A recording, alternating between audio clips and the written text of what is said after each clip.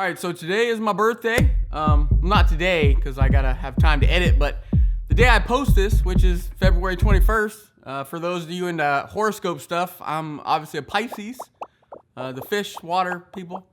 But anyway, I turned 40 today, and I just want to kind of make a video based on the wisdom of an older INFP.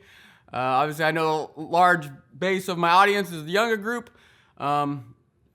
And I know when I was young, I didn't always listen to the old people because I think there is something to be said with, you know, us having to experience things for ourselves. And just that's kind of how INFPs tend to go about things. But I just want to put like 3 things in here that I feel that I wish I would have done a little differently. Starting out when I look back, as now I'm trying to unravel things and all those, you know, little mistakes back in the day, I am trying to fix them a little bit, to make life a little bit more INFP-ish kind of thing.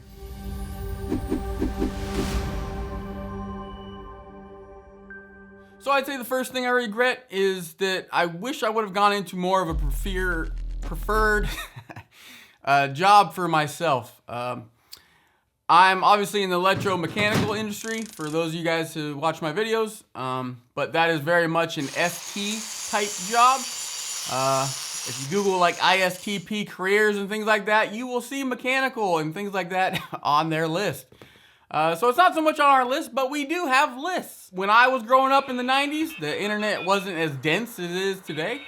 So now, back then, we probably didn't have all those lists, but now we have access to things that, it doesn't mean it's not gonna be things that you're not so much dead set on going into, you know what I mean? You might still have all these, well, I just don't know what to do.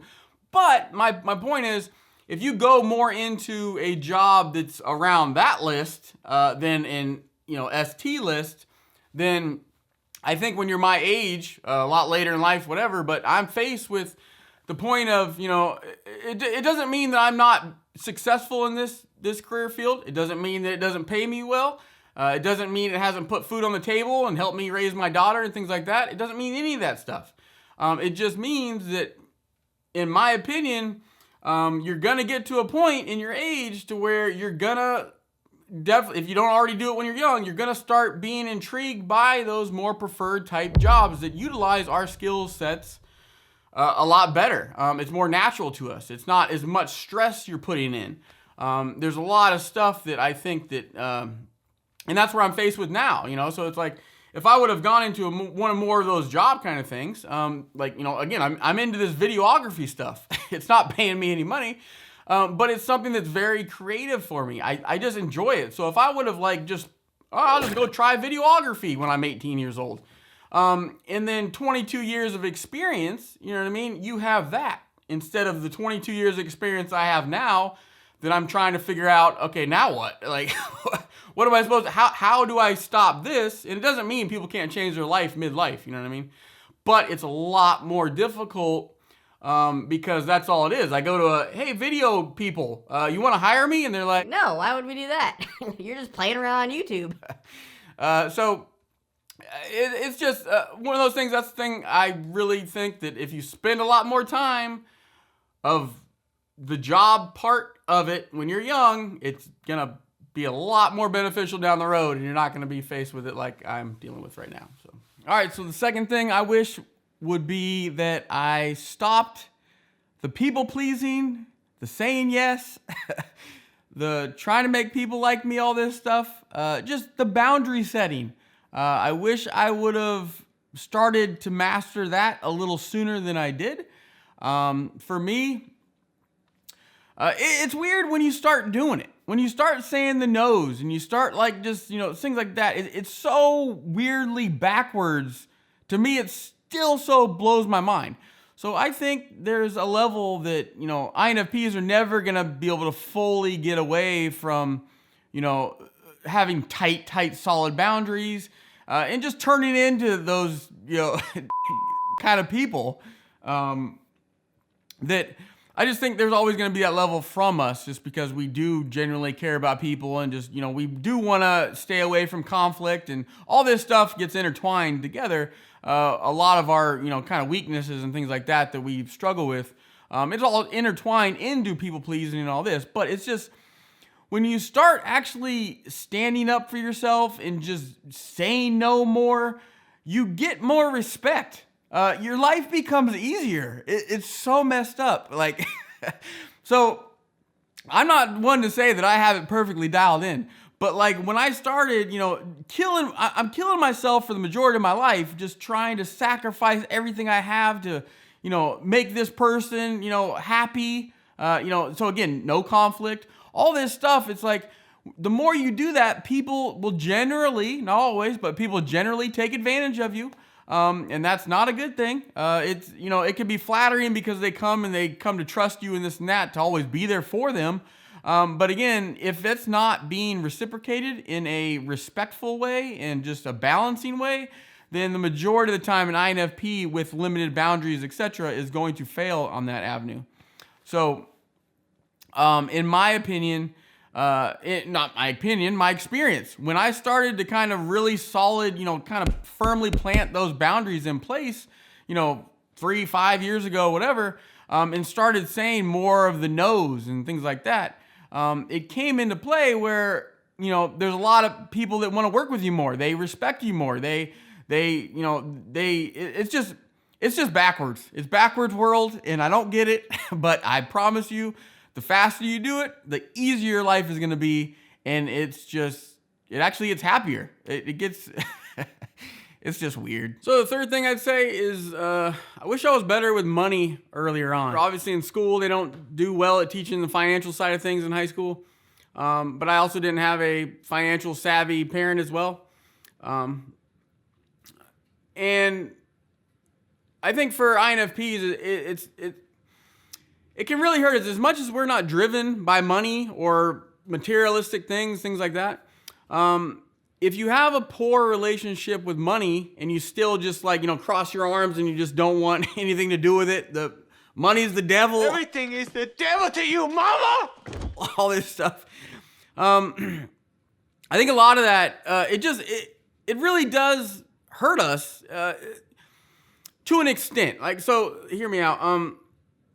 So I'm definitely driven by the minimalistic type lifestyle.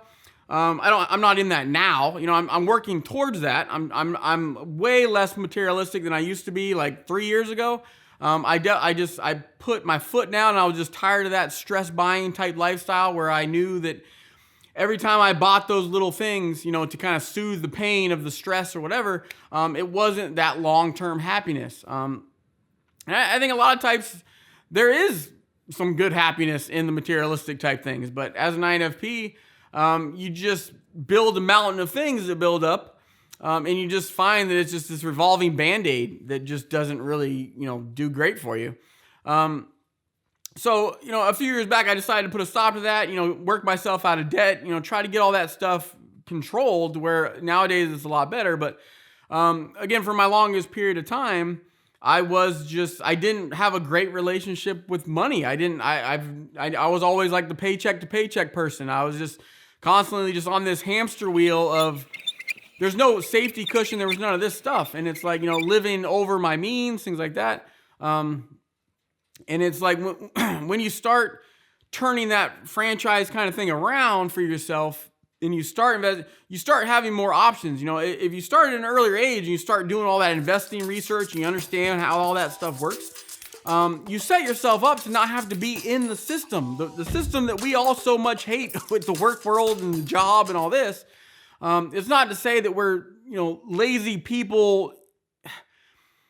We're lazy in terms of fitting into the societal mold of things. So we're lazy in that sense, but it doesn't mean we're lazy people. It's just we're driven differently. So if you have to make a living for yourself and pay for certain things or whatever it is, put food on the table, then yes, we all have to somewhat function in a job situation. But if you're smart about your money early on and you start getting put into all that compounding interest and all this stuff over time, then when you become my age at 40, you can have the opportunity to retire then. I mean, you see people all the time retiring in their 30s and never working again for a corporation or whatever. They can take on interest or whatever, but at my age, I'm not in a position to retire right now. You know what I mean? I still have to kind of figure a way, and I'm playing catch up. So when you lose 20 years of compounding interest, that's a massive amount of money. My life's not completely over. It's not whatever, but I just wish instead of starting now with trying to understand the stock markets or how all that kind of savings aspect works, and to where you have the money working for you, trying to figure ways to make passive income type generation, getting your money to work for you while you're sleeping. My whole point of this is that money can provide us creative freedom options to do it. Like, I'm obviously in videography stuff. I want to learn all the tricks and stuff like that with video, but video stuff, if you want to develop it past the cell phone, you got to buy cameras, you got to buy microphones, you got to buy certain lighting and all this kind of stuff. If you want to play on a higher level in that world, it doesn't mean you can't make a video on a cell phone that's not great, but if you want to start doing stuff like that I'm interested in, you got to put money into it. So if you don't have money, then you don't get to do a creative interest and hit a high rate of your perfectionism needs that you need to do for your own self-standards.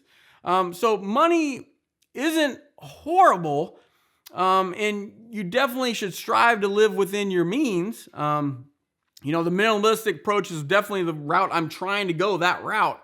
More the other route, it's definitely, there's no happiness up there. The more stuff you have, it makes us more stressed out. I know that for a fact. And I'm not interested in that kind of stuff. So, but when it comes to buying something for, like a camera or something like that, then yes, I'm going to save more or go on a trip, things like that. Money provides us that option. So, so hopefully you guys get what I'm saying with this finance stuff. That one was a complete ramble. But again, I'm playing catch up on that now. And if I would have done it a lot differently today at 40 years old, I would have had a lot more options for myself instead of right now, just like, what in the world do I do now? I'm plotted to work until I die. Whereas someone else is like, ooh, I did smart things at 18 years old. And now I can actually just walk out the door tomorrow and just retire and go travel the world. That is 100% optionable in the 30s and 40s. It's just all about how we are horrible at planning. If you actually take the time to plan early on, money works for you, and you have options when you're my age. And so, yeah. So, okay, that's all. This video, I guess, just again, because it probably went super long. I'm trying to keep my videos like